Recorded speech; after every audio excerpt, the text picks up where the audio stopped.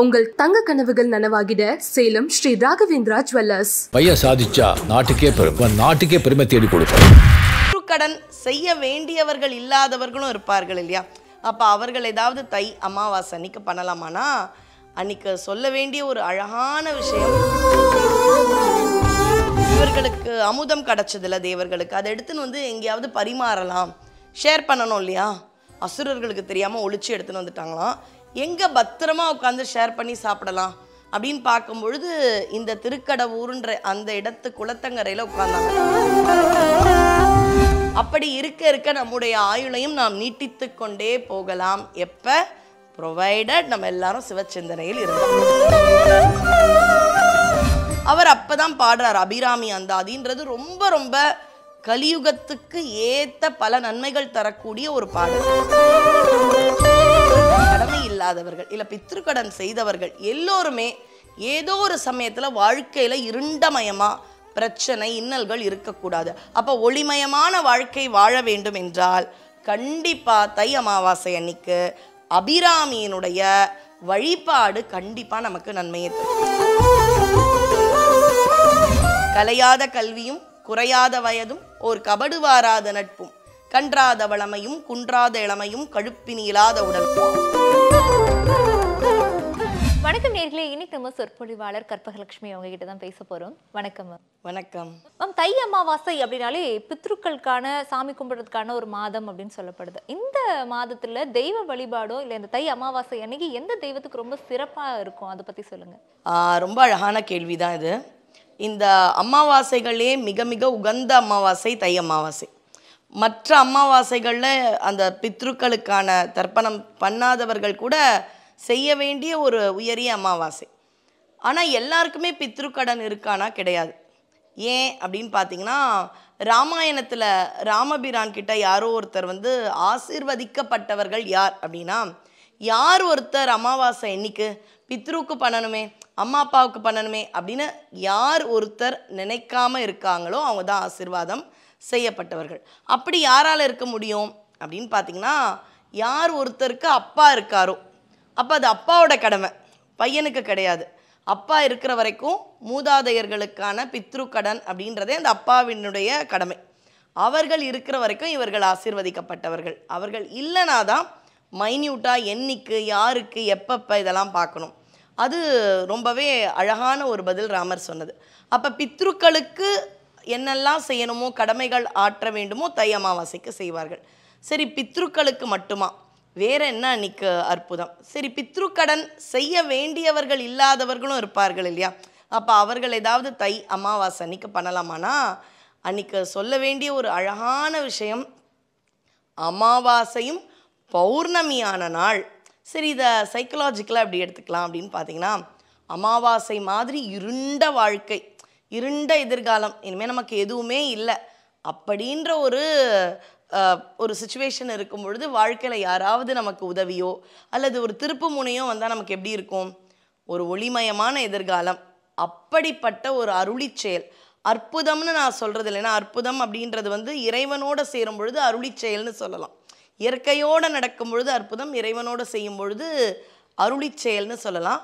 அப்படிப்பட்ட ஒரு அருளி செயல் நடந்த தினம் இந்த தை அமாவாசை. எங்கே அப்படின்னு பார்த்தீங்கன்னா, திருக்கடவூர் அபிராமி அம்மன் ஆலயம். இன்றைக்கும் பார்த்தீங்கன்னா நிறைய பேர் அவங்களுடைய 60வது திருமணம், அதாவது சஷ்டியப்த பூர்த்தி, சதாபிஷேகம், கனகாபிஷேகம், பீமரத சாந்தி, இதெல்லாம் அங்கே தான் போய் கொண்டாடுவாங்க. அது ஏன் அங்கே கொண்டாடுறாங்க? தை அமாவாசைக்கும் அந்த கோயிலுக்கும் என்ன தொடர்பு? இதுதான் நம்ம பார்க்க போகிறோம். பொதுவாகவே பார்த்தீங்கன்னா அபிராமி அவ யார் அப்படின்னு பார்த்தீங்கன்னா, சிவபெருமான் கழுத்தில் நஞ்சு விஷம் கொடுத்தாங்க. எப்போ? ஆலகால விஷம் இருக்கும் பொழுது தேவர்கள் அந்த விஷம் என்ன பண்ணுறதுனே தெரில, அதனுடைய வீரியம் தாங்க முடியாமல் கொடுக்கும் பொழுது சிவபெருமான் அதை குடிச்சிட்டார். ஏன்? தேவர்களை காப்பாற்றும் பொருட்டு. ஆனால் வயிற்றுக்குள்ளே நம்மெல்லாம் இருக்கும், அதனால் பார்வதி வந்து அப்படியே கையை அப்படி வச்சாலும் அப்போ அந்த விஷமானது உள்ளே போகலை. இங்கே அவருக்கு திருநீலகண்டர்ன்ற பெயர் வந்தது. அப்போ அம்பிகையினுடைய கைப்பட்டா விஷம் கூட அமுதமாயிடுது. விளையாட்டாக சொன்னாராம் ஒரு அருளாளர், எதுக்கு இந்த தேவர்கள் கஷ்டப்பட்டு மலையை பாம்பெல்லாம் வச்சு பல வருஷ காலம் கடையணும்? ஒரு பக்கெட் விஷம் ஈஸியாக கிடச்சிருக்கும். அதை கொண்டு வந்து அபிராமி கிட்ட வச்சு அபிராமி அதை தொட்டிருந்தாலே அது மாறி இருக்குமே அமுதமா. ஏன்னா அவள் கைப்பட்ட உடனே ஆலகால விஷம் அமுதமாக மாறுதுன்னா அப்போ அவள் கைப்பட்டா ஒரு குடத்தில் இருக்கிற விஷம் வந்து உடனே அமுதமாக மாறிடாதா? இதையே பண்ணியிருக்கலாம். அப்படி சொல்லக்கூடிய ஆற்றல் மிக்கவள் யார்னா அபிராமி அம்பிகை. ஒருத்தர் நிறைய நாள் வாழணும்னா அவர்களுக்கு அமுதம் சாப்பிட்டா இறப்பு இருக்காது, அதுதானே தேவர்களுடைய நம்பிக்கை. அங்கே இருக்கக்கூடிய சிவன் பேர் பார்த்தீங்கன்னா அமிர்த கடேஸ்வரர். இவர்களுக்கு அமுதம் கிடச்சதில்ல தேவர்களுக்கு, அதை எடுத்துன்னு வந்து எங்கேயாவது பரிமாறலாம், ஷேர் பண்ணணும் இல்லையா? அசுரர்களுக்கு தெரியாமல் ஒழிச்சு எடுத்துன்னு வந்துட்டாங்களாம். எங்கே பத்திரமா உட்காந்து ஷேர் பண்ணி சாப்பிடலாம் அப்படின்னு பார்க்கும்பொழுது இந்த திருக்கடவூருன்ற அந்த இடத்து குளத்தங்கரையில் உட்காந்தாங்க. உட்காந்து எல்லாரும் வரிசையாக உட்காருங்க அப்படிலாம் சொல்லியிருப்பார் போல இருக்க, ஒரு கற்பனை தான். சொல்லிட்டு திரும்ப பார்த்தா அந்த அமுத குடம் காணும். அச்சோ எவ்வளவு காலம் கஷ்டப்பட்டோம் அப்படின்னு பார்த்தா பிள்ளையார் ஒழிச்சு வச்சுருந்தாராம். எந்த ஒரு காரியம்னாலும் விநாயகர் வழிபாட்டோட தானே நீங்கள் துவங்கணும், அதனால் அதை உணர்த்துவதற்காக இப்படி விளையாட்டாக பண்ணேன்றதுனால அந்த பிள்ளையாருக்கு பேர் கள்ளவாரண பிள்ளையார். ஓகே, அந்த பிள்ளையாரை வணங்கிட்ட உடனே சாப்பிட்ட குடம் அங்கேயே இருந்ததாம். அமிர்தம் முடிஞ்சிடுச்சு, குடம் அங்கேயே இருக்கும் பொழுது அந்த குடமே கடம்ன்ற மாதிரி பெயர் மாறி அமிர்த கடேஸ்வரர்னு அதுவே லிங்க திருமேனியாக வந்தது. அதனால்தான் அமிர்தம் இருந்த குடம் அதுவே லிங்க திருமேனியாக இருப்பதாகவும் ஒரு புராணம் உண்டு. அங்கே போனால் அப்போ ஆயுள் கண்டிப்பாக விருத்தியாகும். இங்கே அபிராமியும் அருமருந்து, அவரும் அமுதம், காலனை சம்ஹாரம் செய்கிறாங்க. மார்க்கண்டேயர்ன்ற குழந்தை 16 ஆண்டுகள் தான் இருப்பார்னு இறைவனை அப்படியே நம்பி ஆலிங்கனம் பண்ணுறார் அந்த 16வது வருஷம். அப்போ யமன் வரும்பொழுது சிவபெருமான் காலனை சம்ஹாரம் செய்கிறார். அப்போ எல்லாருக்குமே ஒரு சந்தேகம் வரும், எனக்கும் வரும். அப்போ சுவாமி தானே 16 வருஷம் போட்டார், கரெக்டாக தானே வந்தார் யமன், எதுக்கு அவரை போய் அழிக்கணும்? இல்லை நான் கொஞ்சம் ஆயுளை நீட்டிக்க போகிறேன்னு சொல்லியிருக்கலாமே, அழிச்சது தப்பு தானே அப்படின்ற சந்தேகம் இருக்கணும். இல்லையா, தப்பு இல்லையா. 16 வருஷம் எப்போ, இப்போ எனக்கு ஒரு 90 ஆண்டுகள்னு வைங்களேன், உங்களுக்கு ஒரு 100 ஆண்டுகள்னு வைங்களேன் வாழ்க்கை, எப்படியா சிவச்சிந்தனையில் இருக்கிற அந்த நிமிடங்கள் உங்கள் வாழ்க்கை கணக்கில் வராதான்.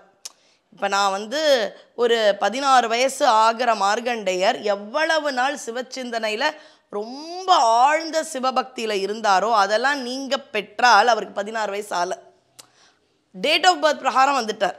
இப்போ உங்களுக்கு கூட இப்போ ஆயுளை நீட்டிக்க வழி என்னவென்றால் சிவமோடு இருக்கும் பொழுது நம்முடைய காலச்சக்கரம் இருக்காது. ஏன்னா அதுக்கு புரியாத ஆத்மாவுக்கு அது சிவமா ஆன்மாவான். அப்படி இருக்க இருக்க நம்முடைய ஆயுளையும் நாம் நீட்டித்து கொண்டே போகலாம். எப்போ? ப்ரொவைடட் நம்ம எல்லாரும் சிவச்சிந்தனையில் இருந்தால். இந்த இடத்துல வாழ்ந்த ஒரு பக்தர் அபிராம பட்டர் அப்படின்வாங்க, சுப்பிரமணியன்றது அவருடைய இயற்பெயர். இவர் அப்படியே அபிராமியினுடைய பக்தியில் இருக்கார். தை அமாவாசைக்கு அரசன் கடலுக்கு சென்று இந்த தர்ப்பணம் பண்ணி நீராடிட்டு வர்றார். அப்போ இந்த தை அமாவாசையெல்லாம் இப்போ வந்ததில்லை, காலத்துக்கும் முன்னாடி பெரியவர்கள் வேதங்கள் இதிலெல்லாம் இருக்குது. அப்போ அந்த அரசன் பாருங்கள், பெரிய அரசனாக இருந்தாலும் அவன் வேதியர்களை வரவழைச்சிருக்கலாம். இல்லை, நான் அந்த நீர்த்துறைக்கு போகணும். அதனால தான் பார்த்தீங்கன்னா மயிலையில் தான் நான் வாழறேன். குளத்தங்கரையெல்லாம் தை அமாவாசைக்கு அவ்வளவு கூட்டமாக இருக்கும். நம்ம ஏதாவது பிரயத்தனம் பண்ணணும் இல்லையா? அப்படி அரசன் கடலுக்கு போய் நீராடி விட்டு வரும் வழியில் அபிராமி திருக்கோயிலுக்கு வரான். அப்படி வரும் பொழுது இவரை பார்த்து இவர் எப்போவுமே ஒரு பித்தர் மாதிரி இருப்பார் அப்படின்னு சொல்லும் பொழுது, இன்றைக்கி கூட பெரிய ஆட்கள் வந்தால் கோயிலிருந்து எல்லாரையும் வெளில போங்க, அந்த சமயம் விட மாட்டாங்க, அப்படி எல்லாரையும் வெளியில் போங்க அரசர் வர தரிசனத்துக்கான நேரம்னு சொல்லும் பொழுது இவர் கண்ணை கூட திறக்கலை. கூடியிருந்தவங்க பார்த்தாங்க, இவர் ஒரு பித்தர்ப்பா, சொல்கிற பேச்சை கேட்க மாட்டார், விடுங்க அப்படி ஓரமாக உட்காரட்டும் அப்படின்னு போன உடனே கொஞ்சம் நேரத்தில் அரசன் வர்றார். வந்த அரசன் அபிராமியை வணங்குறார். என்ன கோயிலில் எல்லாரும் இல்லை, இவரை மட்டும் விட்டுருக்காங்களேன்ற மாதிரி பார்க்கும் பொழுது பெரிய ஞானின்னு ஏதாவது அரசன் நினச்சி கேள்வி கேட்டுற போகிறாருன்ற பயத்தில் அவர் ஒரு பித்தர், அவர் போக சொன்னாலும் கேட்க மாட்டாங்க. நீங்கள் வரீங்கன்னு எல்லாரையும் போக சொன்னோம், அவர் பாருங்க போகலை. அந்த செலிப்ரிட்டிக்கே கண்டுக்கலனாலும் ஒரு பிரச்சனை இருக்கும் தெரியும் இல்லையா? அது மாதிரி அரசனுக்கு ரொம்ப வருத்தப்பட்டு இல்லை யாரையும் நம்ம பித்தர்லாம் சொல்லக்கூடாது அப்படின்னு ஒரு பிம்பம், ஒரு தான் உயர்ந்த மனிதன்ற ஒரு பிம்பத்தோடு வந்து அவரையும் வணங்கணும், அவர் எவ்வளோ பக்தியாக இருக்கார் பாருங்க, நான் வரேன்னு இந்த மாதிரி பக்தர்களெல்லாம் அனுப்பக்கூடாது சொல்லுவாங்க. ஆனால் சில சமயம் அவங்களுக்கு அது இடையூறாகவும் இருக்கும். நேராக அவர்கிட்ட போய் வணக்கம் சொல்லிவிட்டு இன்றைக்கி என்ன திதின்னு கேட்குறார். அவர் எவ்வளோ பெரிய ஞானின்றதுக்கு அவரோட பேச்சு கொடுக்குறார் அரசர். அவர் கண்ணை மூடி அபிராமி சிந்தனையில் இருக்கார். அம்பாள் அப்படியே முழு நிலவு மாதிரி இருக்கா. அப்போ இருண்ட ஒரு விஷயம் நமக்கு தோன்றுமானா தோன்றாது. கண்ணை திறந்து பௌர்ணமின்ட்டார். நல்லா யோசிச்சு சொல்லுங்க, இன்னைக்கு என்ன? அழகா இருக்காளே நிலா மாதிரி, இது ஒரு பௌர்ணமி. இன்னைக்கு நிலா வருமா? பௌர்ணமினா முழு நிலவு வரணும். இது என்ன ஒரு அல்பமான கேள்வின்னு மன்னரை சொல்லிட்டோன்னே இப்போ மன்னனுக்கு ஈகோ வந்துருச்சு. அப்போ இன்னைக்கு இங்கே தான் இருக்க போகிறேன், நிலவு வரலன்னா உங்களுடைய உயிர் எடுத்துருவேன்னு போயிடுறார். அப்புறம் தான் உணர்றார், இன்னைக்கு தை அமாவாசையாச்சே. நிறைய பேருக்கு அமாவாசையை மறந்துடுவாங்க, ஆனால் அவங்கெல்லாம் கூட மறக்காத ஒரு அமாவாசை தை அமாவாசை. இன்னைக்கு நம்ம சொல்லிட்டோமே, நம்ம கண்ணுக்கு நிலவு தெரிஞ்சது, அபிராமின்ற நிலவு. நம்ம சொன்னது சரிதான், பயப்படாம. இது நம்ம கற்றுக்க வேண்டிய விஷயம். பயப்படக்கூடாது. கடவுளை நம்பிட்டும் நியாயமாக பண்ணால் பயப்படக்கூடாது. அவரை ஒரு 100 கயறுகள் கட்டின ஒரு பலகையில் ஏறி, அரித்தண்டம்னு அந்த தண்டனைக்கு பேர், ஒரு கயராக அறுத்துண்டு வருவாங்க. ஒரு சமயத்தில் அவர் அந்த கீழே எரியிற நெருப்பில் விழுந்து இறக்கணும். இதுதான் தண்டனை. அவர் அப்போ தான் பாடுறார் அபிராமி அந்தாதின்றது. ரொம்ப ரொம்ப கலியுகத்துக்கு ஏற்ற பல நன்மைகள் தரக்கூடிய ஒரு பாடல். தாரமர் கொன்றையும் சண்பக மாலையும்னு ஆரம்பிக்கும். இது பிள்ளையாரை வணங்கி உதிக்கின்ற செங்கதிர். பாருங்க, அவர் அந்த ஒரு இக்கட்டான நிலையில கூட அந்த பிள்ளையாரை விடலை. ஏன்னா அவருக்கு தெரியும் இந்த பிள்ளையார் தன்னை வணங்க வேண்டும் அப்படின்ற ஒரு உண்மையை உணர்த்தி அந்த அமிர்த குடத்தையே ஒழிச்சு வச்சார். அந்த சமயத்தில் விநாயகரை வணங்கி தாரமர் கொன்றைன்னு ஆரம்பித்து ஒவ்வொரு பாடலாக பாடப்பாட ஒவ்வொரு கயிறு. 79வது பாடல் அபிராமியினுடைய விழிக்கே அருளுண்டுன்னு பாடுறாரு. அப்போ அம்பிகை தன்னுடைய அந்த தோடு தாடங்கம் இருக்குங்க, அதை கழட்டி வானத்தில் போடும் பொழுது அது ஒரு முழு நிலவாக இருக்கு. அப்படி ஒரு வாழ்க்கையில் அமாவாசையாக பித்ரு தர்ப்பணம் முக்கியம், அதெல்லாம் இல்லை. அது ஒரு பக்கம். கடமை இல்லாதவர்கள் இல்லை பித்ருக்கடன் செய்தவர்கள் எல்லோருமே ஏதோ ஒரு சமயத்தில் வாழ்க்கையில் இருண்டமயமாக பிரச்சனை இன்னல்கள் இருக்கக்கூடாது. அப்போ ஒளிமயமான வாழ்க்கை வாழ வேண்டும் என்றால் கண்டிப்பாக தை அமாவாசை அன்னைக்கு அபிராமியினுடைய வழிபாடு கண்டிப்பாக நமக்கு நன்மையை தரும். ஒரு அம்பாள் படம் எது வேணாலும் இருக்கும். சில பேர் இல்லங்களில் அபிராமி திருவுருவச் சிலை, திருவுருவ படம் இல்லாதவர்கள் எந்த அம்பாள் இருக்கோ அவளை அபிராமி என்று அழைத்தால், அவளை தானே ஊருக்கு ஒரு பெயர், அவளை பூ போட்டு தெரிந்த பாடல்கள் சொல்லி குங்கும அர்ச்சனை செய்து முடிந்த அளவு தனம் தரும், கல்வி தரும், ஒரு நாளும் தளர்வரியா மனம் தரும். அதுதானே வேணும். உங்கள் பாட்டிக்கு எங்கள் பாட்டிக்கெலாம் ஸ்ட்ரெஸ்ஸுன்னு ஏதாவது இருக்கா? அதெல்லாம் சொன்ன மாதிரி தெரியல. ஆனால் இன்றைக்கி நமக்கு மன இறுக்கம்னு சொல்கிறோம். இதெல்லாம் எல்லாரும் நம்பணுமான்னு கமெண்ட்டில் போட்டுடுறாங்க. இல்லவே இல்லை. இந்த இந்து மதம், இந்த பாரம்பரியம் ரொம்ப சுதந்திரமானது. வேணும்னா வாங்குங்க, வாங்கி பாருங்கள் அந்த ப்ராடக்டை, அப்போ தான் அருமை தெரியும். அவ்வளவுதான். தனம் தரும், கல்வி தரும், ஒரு நாளும் தளர்வரியா மனம் தரும், தெய்வ வடிவும் தரும், நெஞ்சில் வஞ்சமில்லா இனம் தரும், நல்லன எல்லாம் தரும், அன்பர் என்பவர்க்கே கணம் தரும் பூங்குழலாள் அபிராமி கடைக்கண்களே. அபிராமியினுடைய அந்த கடைக்கண் இவ்வளவு தருது. அது என்ன கணம் தரும்? கணவான் அப்படிலாம் அந்த காலத்தில் பேர் வரும், மரியாதை தரும். தெய்வ வடிவும் தரும்னா நம்ம முகமே அப்படியே ஒரு தெய்வ கலையாகும். அதனால் தை அமாவாசை அன்னைக்கு அருள்மிகு அபிராமியினுடைய வழிபாடு எல்லா வளமும் தரும்.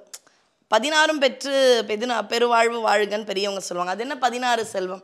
சின்ன வயசில் நம்மலாம் சிரிப்போம், 16 பெற்றா அப்படின்னு சிரிப்போம். ஆனால் உண்மையில் அந்த 16 செல்வங்கள் என்ன அப்படின்னா என்னென்னு சொல்ல போகிறேன். அதை தருபவள் அபிராமின்னு சொல்ல போகிறேன்.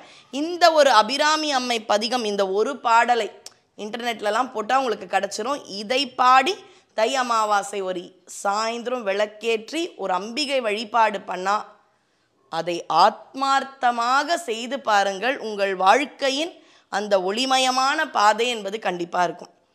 கலையாத கல்வியும் குறையாத வயதும் ஓர் கபடு வாராத நட்பும் கன்றாத வளமையும் குன்றாத இளமையும் கழுப்பினி இல்லாத உடலும் சலியாத மனமும் அன்பு அகலாத துணையும் தவறாத சந்தானமும் தாழாத கீர்த்தியும் மாறாத வார்த்தையும் தடைகள் வாராத கொடையும் தொலையாத நிதியமும் கோணாத கோலும் ஒரு துன்பம் இல்லாத வாழ்வும் துயனன் பாதத்தில் அன்பும் உதவி பெரிய தொண்டரோடு குட்டுக்கண்டாய் அலையாழி அரிதியிலும் மாயனது தங்கையே ஆதி கடவுரின் வாழ்வே அமுதீசர் ஒரு பாகம் அகலாத சுகபாணி அருள்வாமி அபிராமி.